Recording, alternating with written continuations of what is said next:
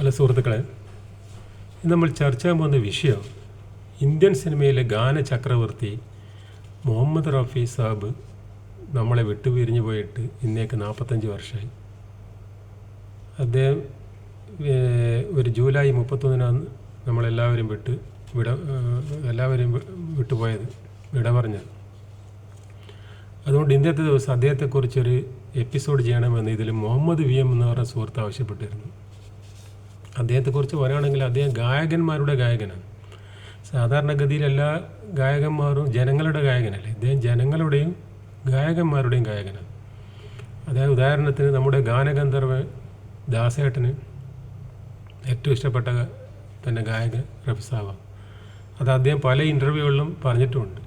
ചെറുപ്പകാലത്തും ഇന്നും വയസ്സായിട്ടും ഇന്നും ദാസേട്ടന് ഇഷ്ടം റഫി സാബിന്.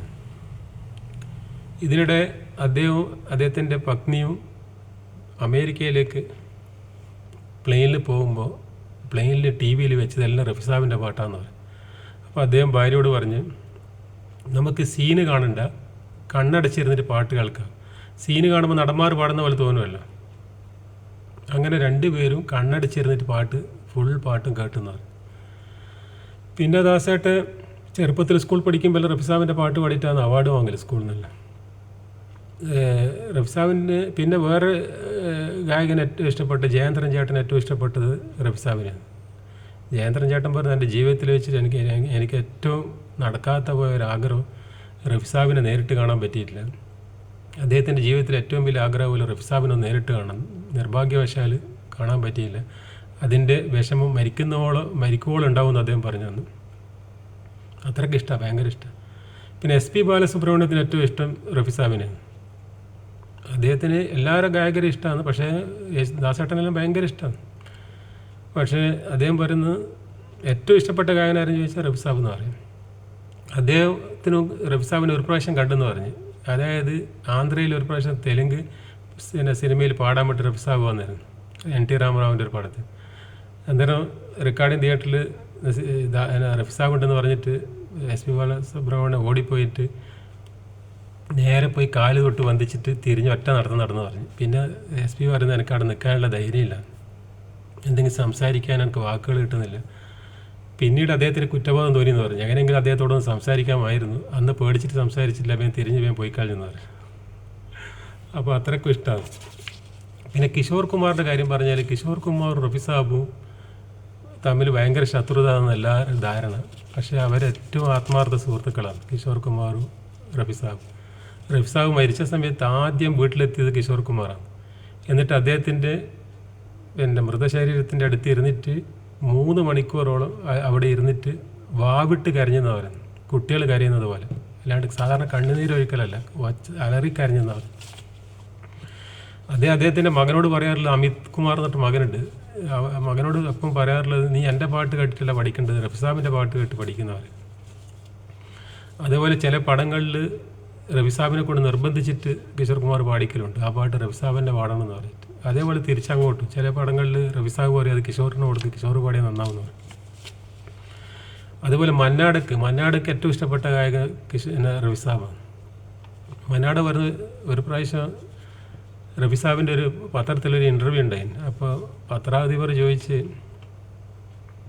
അങ്ങനെ കുറേ കാര്യങ്ങൾ ചോദിക്കുമല്ലോ. അപ്പോൾ റഫി സാബ് പറഞ്ഞു, നിങ്ങൾക്കെല്ലാം ഇഷ്ടപ്പെട്ട ഗായകൻ ഞാൻ, പക്ഷേ എനിക്കേറ്റവും ഇഷ്ടപ്പെട്ട ഗായകൻ മന്നാടിയാണ്. അത് പത്രത്തിൽ അച്ചടിച്ച് വന്നേരം മന്നാട് പറഞ്ഞു, എനിക്ക് 2 നാഷണൽ അവാർഡ് കിട്ടിയിട്ടുണ്ട്, ആ 2 നാഷണൽ അവാർഡ് കിട്ടിയതിനേക്കാൾ എനിക്ക് സന്തോഷമുണ്ടായ റഫി സാബിൻ്റെ ആ വാക്കാണ്. ഇത്രയും വലിയൊരു ഗായകൻ, വേറൊരു ഗായകനെക്കുറിച്ച് മന്നാടക്ക് ഭയങ്കര കുറേ ദിവസത്തേക്ക് മന്നാട് പറഞ്ഞ് ഞാനത് ഉറങ്ങിയിട്ടില്ല ആ കേട്ടിട്ട്. പിന്നെ അതുപോലെ ഈ മഹേന്ദ്ര കപൂറിന് ഏറ്റവും ഇഷ്ടപ്പെട്ട ഗായകൻ റഫി സാബാണ്. മഹേന്ദ്ര കപൂറിന് റഫി സാബ് ചില പാട്ടെല്ലാം ഒഴിവാക്കുന്ന സമയത്ത് മഹേന്ദ്ര കപൂറിന് കൊടുക്കും, തിരക്കുമുണ്ട്. അങ്ങനെ പിന്നെ എവിടെയെങ്കിലും സ്റ്റേജ് പ്രോഗ്രാം ഉണ്ടാകുമ്പോൾ മഹേന്ദ്ര കപൂറിനെ വിളിച്ച് പറയും, തലേന്ന് വിളിച്ചിട്ട് അദ്ദേഹത്തെയും കൂടെ കൂട്ടുമെന്ന് പറഞ്ഞു, അസിസ്റ്റൻ്റായിട്ട്. അങ്ങനെ ഒരു സ്ഥലത്ത് പോയ സമയത്ത് സ്റ്റേജ് പ്രോഗ്രാമിന് പോയാലും ഭയങ്കര ജനങ്ങൾ ഓട്ടോഗ്രാഫ് വാങ്ങാൻ വേണ്ടി റഫി സാബിൻ്റെ അടുത്ത്. അപ്പോൾ റഫി സാബ് മഹേന്ദ്ര കപൂറിനോട് പറഞ്ഞു, ഇതെന്ത് എൻ്റെ ഒപ്പിന്, അന്നേരം മൂപ്പർക്ക് അത്ര ഒന്നും അങ്ങനെ ഭയങ്കര പ്രശസ്തിയുണ്ട്, ആനക്കാനൻ്റെ ശക്തി അറിയില്ലാത്ത പോലെ. പിന്നെ മഹേന്ദ്ര കപൂറിനോട് പറഞ്ഞ്, എനിക്ക് ഒപ്പിട്ട് എൻ്റെ പകരം നിങ്ങൾ ഒപ്പിട്ട് കൊടുത്തതെന്ന് പറഞ്ഞു മഹേന്ദ്ര കപൂറിനോട്. പിന്നെ എൻ്റെ ഒപ്പം തന്നെയാണ് ഇത് ചെക്കാറ്റം മാറാനുണ്ട്, ഒപ്പനെ കൊണ്ട് നിങ്ങൾ എനിക്ക് പിന്നെ പകരം നിങ്ങൾ മുഹമ്മദ് റാഫി എന്ന് പറഞ്ഞിട്ട് എഴുതി കൊടുത്തെന്ന് പറയും. അന്നേരം മഹേന്ദ്ര കപൂർ പറഞ്ഞ് അതല്ല, പിന്നെ റഫി സാബിനെ എഴുതി കൊടുക്കണമെന്നായിട്ട് അങ്ങനെ നിർബന്ധിച്ചിട്ട് എഴുതി കൊടുക്കുന്നതാണ്. മൂപ്പർക്ക് അങ്ങനത്തെ ഇതൊന്നുമില്ല, പ്രശസ്തി കൊണ്ട് വലിയ താല്പര്യമൊന്നുമില്ല. അങ്ങനെ പാവങ്ങളെ സഹായിക്കുന്ന കാര്യത്തിൽ ഒരു പ്രൊഡ്യൂസർ പൈസ ഇല്ലായിട്ട് ചില്ലറ പിന്നെ പൈസ അടക്കം നോട്ട് 1 രൂപേൻ്റെ 2 രൂപേൻ്റെ നോട്ട് കൊടുത്തിട്ട് ലാസ്റ്റ് കൊടുത്ത സമയത്ത് റഫി സാബിന് സംഗതി മനസ്സിലായി, പ്രൊഡ്യൂസറെ വിഷമം. അതിൽ നിന്ന് 1 രൂപ മാത്രം എടുത്തിട്ട് ബാക്കിയെല്ലാം തിരിച്ചു കൊടുക്കുന്നതാണ്. അതുപോലെ ജിതേന്ദ്ര ഒരു പടം പ്രൊഡ്യൂസ് ചെയ്തതിന് ദീദാർ ER എന്ന് പറഞ്ഞിട്ട്, ജിതേന്ദ്രൻ ഋഷി കപൂറാണ്. ഒരു മുസ്ലിം സ്റ്റോറിയാണ്, ഭയങ്കര കുറേ റീലിലുള്ള പടമാണ്. അങ്ങനെ പകുതിക്ക് നിന്നുപോയി അത്. അതിൽ റഫി സാബിൻ്റെ പാട്ടുമുണ്ട്, കിഷോർ കുമാറിൻ്റെ പാട്ടുമുണ്ട്. പിന്നെ നിന്നുപോയിട്ട് പിന്നെ ആ പടം പിന്നെ രണ്ടാമത് തുടങ്ങുന്ന 5 വർഷം കഴിഞ്ഞിട്ട്. അപ്പോൾ ഇവരെ റേറ്റെല്ലാം മാറി. റഫി സാബിൻ്റെ ആരൊന്നും പൈസ കൊടുത്തിട്ടില്ല. അപ്പോൾ റഫി സാബിൻ്റെ എത്ര 5 ഇരട്ടിയാറ്റം കൂടി, കിഷോറിൻ്റെ 5 ഇരട്ടി കൂടി. അപ്പോൾ കിഷോർ കുമാർ പറഞ്ഞ ആ സമയത്ത് ആ നിലവിലുള്ള പൈസ വേണമെന്ന് പറഞ്ഞ് ആ പാട്ട് പാടുമ്പോൾ, പടത്തിന് ഇനി പാടുമ്പോൾ രണ്ടാമത് അതിൽ പാട്ടെടുക്കാനുണ്ട്. അങ്ങനെ കിഷോർ കുമാറിന് ആ സമയത്തുള്ള പൈസ കൊടുത്തു. പണ്ടത്തെ പൈസ കരാറാക്കിയത് മാറ്റിയിട്ട് കൊടുത്തു. റഫി സാബ് പറഞ്ഞ വേണ്ട, എനിക്ക് പഴയ പടത്തിൽ പണ്ട് പാടുന്ന സമയത്ത് നീ തരാമെന്ന് പറഞ്ഞില്ല, ആ പൈസ തന്നെ ഒന്നാമെന്ന് പറഞ്ഞു. അത് ജിതേന്ദ്ര എടുത്ത് പറയുക. പിന്നെ റഫി സാബിന് ഏറ്റവും മാച്ചാകുന്ന പിന്നെ 2 നടന്മാരാണ് ധർമ്മേന്ദ്രയും ജിതേന്ദ്രയും. ചില പാട്ട് ധർമ്മേന്ദ്ര പാടുന്ന പോലെ ഉണ്ടാവും. ആപ്കേ അസീൻ റുഖ് സെ ആജ് നയാ നൂർ ഹൈ മേരാ ദിൽ മേ ചൽ എന്നുള്ളൊരു പാട്ടുണ്ട്. അതിൽ ധർമ്മേന്ദ്ര പാടുന്ന പോലെ ഉണ്ടാവും. അതേപോലെ ജിതേന്ദ്രക്കും. അതേസമയത്ത് ഷമി കപൂർ വേറത്തെ സ്റ്റൈലിലെ പാടാം, ഒരു പടപ്പ് പോലത്തെ ഷമി കപൂറിൻ്റെ പാട്ട്. ആജ് കൽ തെരെ മേരെ പ്യാർ കോ ചർച്ച എന്നുള്ള പാട്ടിൽ ഭയങ്കര സ്പീഡായിരിക്കും. പിന്നെ റഫി സാബിൻ്റെ ഗുണം എന്ന് പറഞ്ഞാൽ ഓരോ നടന്മാർക്കനുസരിച്ച് പാടും. ഷമി കപൂറിന് പാടുമ്പോൾ സ്പീഡിൽ, ഗുരുദത്ത് അഭിനയമുള്ള നടനാണ്. അപ്പം ഗുരുദത്തിന് പാടുമ്പോൾ ചൗദനി ക ചാന്ദ് യാ കിതാബ് അങ്ങനെ പാടും. അതിനനുസരിച്ച് ഗുരുദത്ത് പാടുന്ന പോലെ ഉണ്ടാവും. ഓരോ നടന്മാർക്കനുസരിച്ച് ഷമി കപൂറിന് 99% റഫി തന്നെ പാടണം. ഒരു സിനിമയിൽ 8 പാട്ടിന് 8 റഫി സാബിൻ്റെ പാടണം നിർബന്ധം പിടിക്കും ഷമി കപൂർ.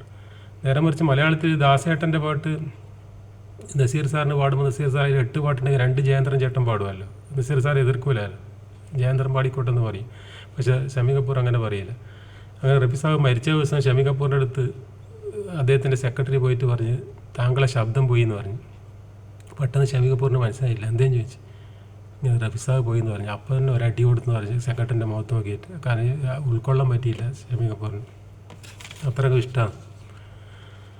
ഇനി നമുക്ക് ഒരാൾ റഫി സാബിൻ്റെ പിന്നെ ഈ മാച്ചാകുന്ന നടന്മാരെക്കുറിച്ച് പറയാം. ധർമ്മേന്ദ്ര, പിന്നെ ജിതേന്ദ്ര, ഇവർക്കെല്ലാം റഫി സാബിനെ പാടണം. പിന്നെ ഷമി കപൂർ, അതുപോലെ ദിലീപ് കുമാറിന് അധികം പാടുന്നത് റഫി സാബിന്. ദേവാനന്ദിനും ആദ്യകാലത്തെല്ലാം, പിന്നെ ലാസ്റ്റ് മാറി ദേവാനന്ദിന് റഫിയും പാടും കിഷോർ പാടും. തുടക്കകാലത്തെല്ലാം റഫി സാബിൻ്റെ പാട്ടാണ്. തേരെ മേരെ സപ്നെ അബ് ഏക് രംഗ് ഹേ ഓ ജഹാ ഭി ലേ ജായേ രാഹി എന്നുള്ള പാട്ട്. പിന്നെ സഞ്ജയ് ഖാന് വേണ്ടിയിട്ട് അധികം പാടും. പിന്നെ ബച്ചന് അവസാന കാലത്തെല്ലാം പാടിന്. ഇതിൽ ബച്ചനും കിഷോർ കുമാർ തെറ്റിയാണ് 80-ൽ. കിഷോർ കുമാർ പറഞ്ഞു എൻ്റെ പാട്ടെല്ലാം ഉണ്ടാകും ബച്ചൻ്റെ പടം വിജയിക്കുന്നത് പറഞ്ഞു. അത് ബച്ചനെ ചൊടിപ്പിച്ച്. ബച്ചൻ പറഞ്ഞ് ജനങ്ങൾ സിനിമയിൽ ഞാൻ പാടുന്ന ആയിട്ടാണ് അവർ കാണുന്നത്, അല്ലാണ്ട് താൻ പാടുന്നതെല്ലാം അവർ ചൂടായിട്ട് സംസാരിച്ചു കിഷോറിൻ്റെ അടുത്ത്. താൻ എങ്ങനെ ഇന്ത്യയിൽ നീന്തലം വിളിച്ച് തൂന്നെല്ലാം വിളിച്ചിട്ട് പറഞ്ഞു. അതിനുശേഷം പിന്നെ നസീബിലെല്ലാം റഫി സാബിനെ കൊണ്ടാണ് പാടിച്ച്.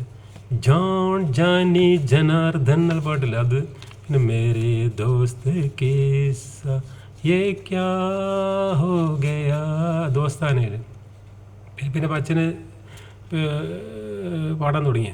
രാജേഷ് ഖന്നയ്ക്ക് ഒന്നും അധികം പാടില്ല, കുറച്ചേ പാടുള്ളൂ റഫി സാബ്. അങ്ങനെ ഓരോ എല്ലാ ഒരുവിധം രാജേഷ് ഖന്നക്കും പാടീന്, കുറേ പടത്തിലെല്ലാം പാടീന്. പക്ഷേ അതിൽ മെയിനായിട്ട് പാടലില്ല.